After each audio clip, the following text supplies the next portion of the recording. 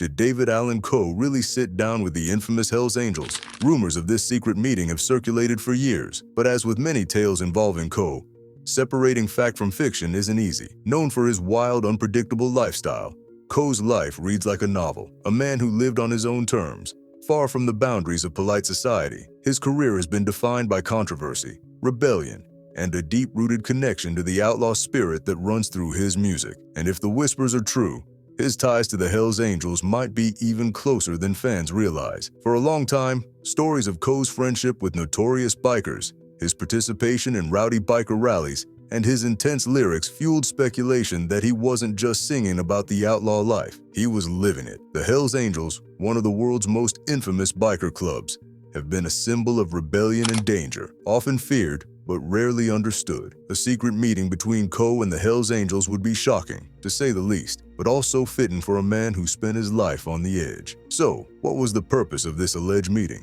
Was it about music, a collaboration, or something even more mysterious? Did Coe form a genuine friendship with the Angels, or were there other, darker reasons behind their connection? In the world of outlaw country, where legends and myths often overlap, the truth can be hard to pin down. But one thing's for sure, this story has all the elements of a classic Coe tale: secrecy, rebellion, and just enough danger to keep fans wondering. Before diving into the rumors of Coe's secret meeting with the Hells Angels, it's important to understand the image he crafted and lived in the world of outlaw country. David Allan Coe didn't become an icon by playing it safe. From the very start, his life was marked by defiance, hardship, and a relentless drive to be unapologetically himself. Born in Akron, Ohio in 1939, Coe faced a difficult childhood and ended up in and out of correctional institutions throughout his youth. By the time he was a teenager, he'd already had brushes with the law, a path that eventually led him to spend time in some of America's toughest prisons. It was during these prison years that Coe claimed he developed the grit and resilience that would later fuel his music. His experiences inside those walls not only influenced his sound, but also added an air of mystery and danger to his persona. Stories about his time in prison became legendary, whether he was standing up to violent inmates, facing harsh conditions, or honing his songwriting skills amidst the chaos. While some of these tales may have been exaggerated over the years, they contributed to his reputation as one of country music's true outlaws. When Coe finally made it to Nashville, he didn't exactly fit the mold. Unlike many of his contemporaries, he wasn't interested in sticking to industry norms. Instead, he joined forces with the outlaw country movement, alongside artists like Waylon Jennings, Willie Nelson, and Johnny Paycheck. This movement wasn't just about music. It was a rebellion against Nashville's polished conservative image. Coe, with his unfiltered lyrics and gritty sound, became a natural fit. His songs didn't shy away from controversial themes, often exploring raw and explicit topics that mainstream country would never touch. Tracks like "You Never Even Called Me By My Name" and "The Ride" became anthems, but they were only the tip of the iceberg. His X-rated albums, which he self-released, contained lyrics so explicit and provocative that they were banned by radio stations and condemned by critics. But these very songs only solidified his status as an artist who didn't care about approval or mainstream success. Coe was here to tell his truth, no matter the cost. This rebellious image, combined with his lyrics about life on the fringes, naturally drew attention from groups who lived outside the law. Biker culture, with its own reputation for defiance and danger, seemed to align with Coe's values and lifestyle. Whether he was performing at biker rallies or hanging around biker bars, Coe's connection to this world was no secret. In fact, his fans saw him as someone who didn't just sing about the outlaw life, he embodied it. But did these connections go deeper? Were they simply part of Coe's persona, or did he form genuine bonds with members of groups like the Hells Angels? And could this rumored meeting have been about more than just music? As David Allan Coe's reputation as a true outlaw grew, so did his connections to some of the most infamous figures and groups that embodied that lifestyle, including the Hells Angels. By the time Coe was carving out his niche in outlaw country, the Hells Angels had already earned a fierce reputation as one of the most notorious biker clubs in the world. Known for their disregard for authority, their secretive culture, and their intimidating presence, the Hells Angels symbolized rebellion and raw freedom. In many ways, their values seemed to align with Coe's own unfiltered approach to life and music. Rumors of Coe's association with the Hells Angels started early in his career. Unlike many musicians who might shy away from such a connection, Coe never denied his fascination with biker culture. In fact, he leaned into it. He performed at numerous biker events, often entertaining crowds that others might have found intimidating. Whether it was a club rally or a raucous bar gig, Coe's presence in the biker world became part of his identity, and his fans began to see him as one of their own, a musician who didn't just sing about the outlaw life, but truly lived it. Over the years, songs like Long-Haired Redneck and Willie Waylon and Me hinted at a lifestyle that went beyond mere storytelling, suggesting a real connection to the world he sang about. His lyrics often referenced rebellion, personal freedom, and an attitude that resonated with audiences who identified with the outlaw spirit. This connection naturally attracted the attention of the Hells Angels, who saw Coe as someone who didn't just follow the rules, he made his own. And then came the whispers of an alleged secret meeting between Coe and the Hells Angels. According to the story, Coe was invited to sit down with members of the club at a private event, a rare honor for an outsider. Some say the meeting took place in a secluded location, far from prying eyes, where Coe and the Angels could speak freely. But what was the purpose of this meeting? Was it simply a friendly encounter?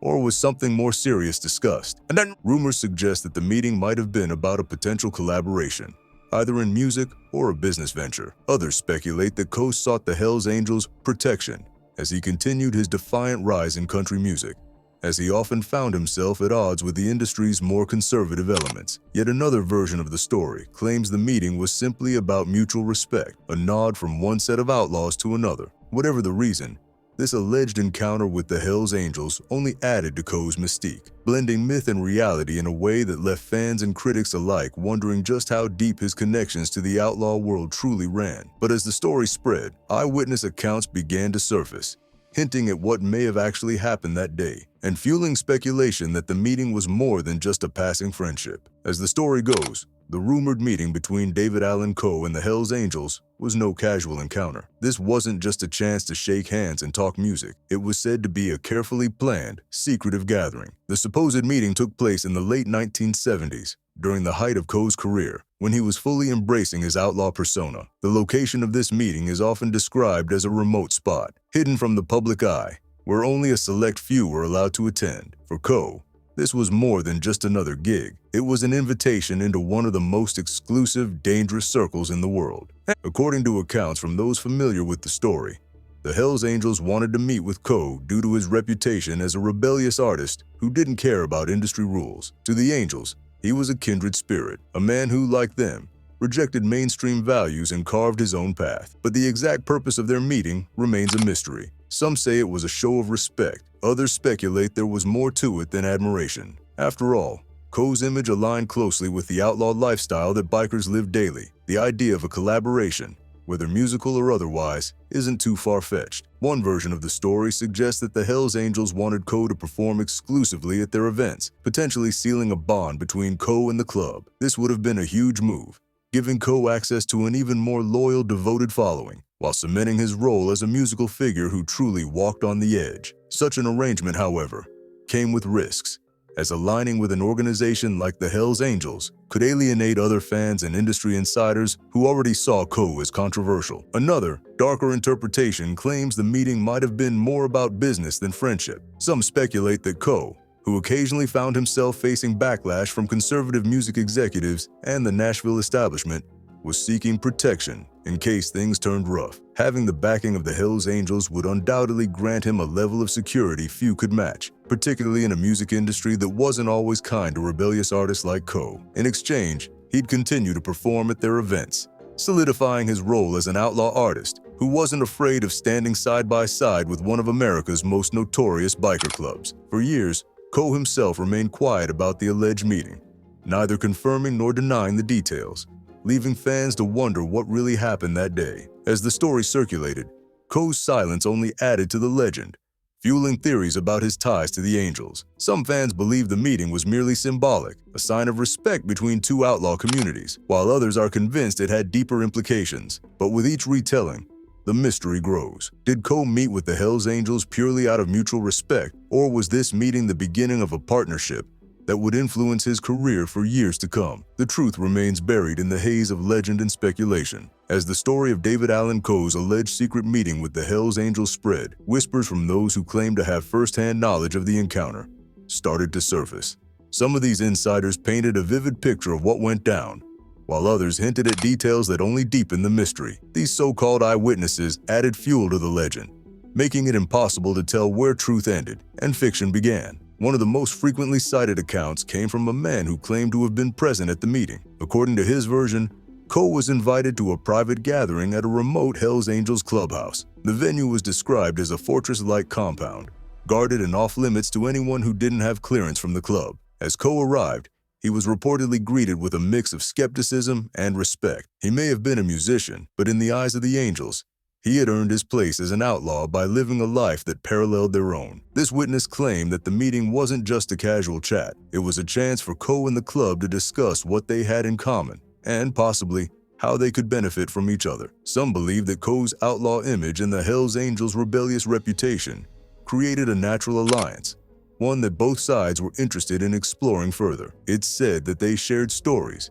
discussed potential collaborations, and even joked about how Coe's music resonated with their lifestyle. However, the witness also hinted at a more serious side to the meeting, suggesting there were unspoken rules and expectations laid out for Coe if he were to continue associating with the Angels. Another insider, who had connections to both the music industry and the biker community, told a slightly different story. This person alleged that Coe's meeting was not just a show of mutual respect, but part of a larger arrangement. According to this account, Coe and the Angels discussed a possible partnership where Coe would perform at private events for the club, potentially becoming a staple at their exclusive gatherings. The arrangement would give Coe a loyal fan base that extended well beyond the typical country audience, reinforcing his image as an outsider who belonged to no single world. In return, Coe might benefit from the protection that came with having the Angels on his side. As intriguing as these accounts are, the details are difficult to verify. The Hells Angels are famously secretive, and Coe has never spoken publicly about his alleged involvement with the club. This silence has only intensified the mystery, leaving fans to speculate about what really happened at this supposed meeting. Some believe these eyewitnesses are simply fueling a myth, while others think they're revealing a glimpse into a hidden chapter of Coe's life that he'd rather keep in the shadows. Whether the stories are true or not, they've cemented Coe's place in the world of outlaw legends. His silence on the matter suggests he's either respecting a code of secrecy or enjoying the intrigue that comes with a story so shrouded in mystery. And for fans, the question remains, did Coe truly form an alliance with one of the world's most notorious biker clubs? Or is this just another tale in the wildlife of a country music outlaw? The rumors surrounding David Allan Coe's alleged secret meeting with the Hells Angels didn't just add intrigue to his personal story, they had a lasting impact on his career and reputation. For some, this supposed connection to one of the world's most notorious biker clubs elevated Coe's status as a true outlaw, a musician who wasn't afraid to walk on the wild side and live out the rebellious life he sang about. For others, however, these stories cast a shadow, making him a controversial figure who seemed too risky for mainstream acceptance.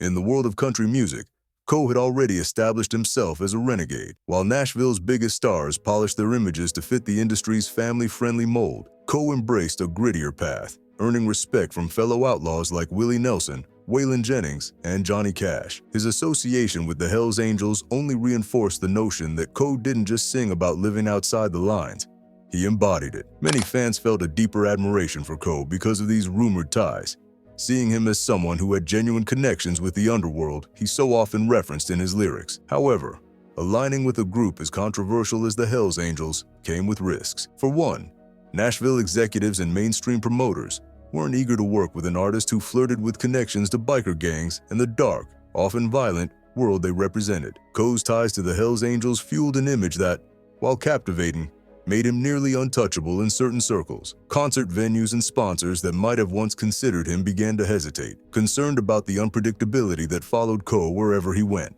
The association raised concerns about safety, reliability, and even legal liabilities, casting a shadow over his career that Coe might never have fully shaken off. And yet, Coe seemed unbothered by any backlash. In fact, his defiant attitude toward the industry only seemed to intensify after the rumors spread. Instead of denying or downplaying the alleged meeting, he leaned into his reputation as a man who didn't answer to anyone. His lyrics became even more raw and unfiltered, his shows more unpredictable, and his public image even harder to pin down. Fans who loved his rebel spirit saw this as proof that he was the real deal, a musician who didn't care about industry approval or mainstream success. Interestingly, this outlaw reputation may have also opened up new opportunities for Coe. As traditional music circles grew wary, Coe found a niche in the underground scene, performing at private shows, biker rallies, and gatherings where his hardcore image was celebrated, not censored. These audiences appreciated him not only for his music, but for the way he defied authority, living a life that resonated with their own values of freedom and nonconformity.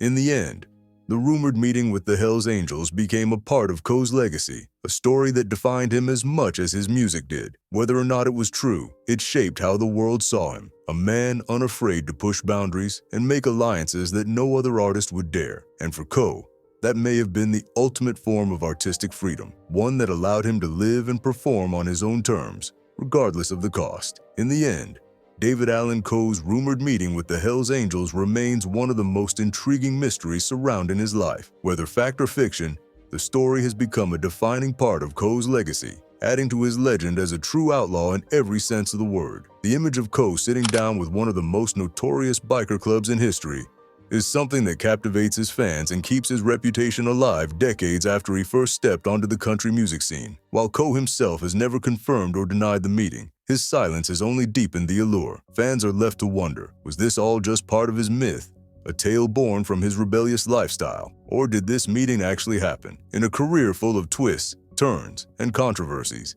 this story stands out as one that continues to define Coe's rough-and-tumble persona. The connection with the Hells Angels may have cost Coe mainstream appeal, but it cemented his status as a legend in outlaw country. For those who admired him, the story added an edge to his music, giving it a sense of authenticity that few could match. In the end, Coe's life and his choices reflect the lyrics he sang, gritty, unapologetic, and unafraid of living beyond society's rules. So, what really happened in that alleged meeting? Perhaps we'll never know, but maybe that's what Coe wanted, to leave us with a mystery that keeps us questioning, captivated by the life of a man who truly lived by his own rules.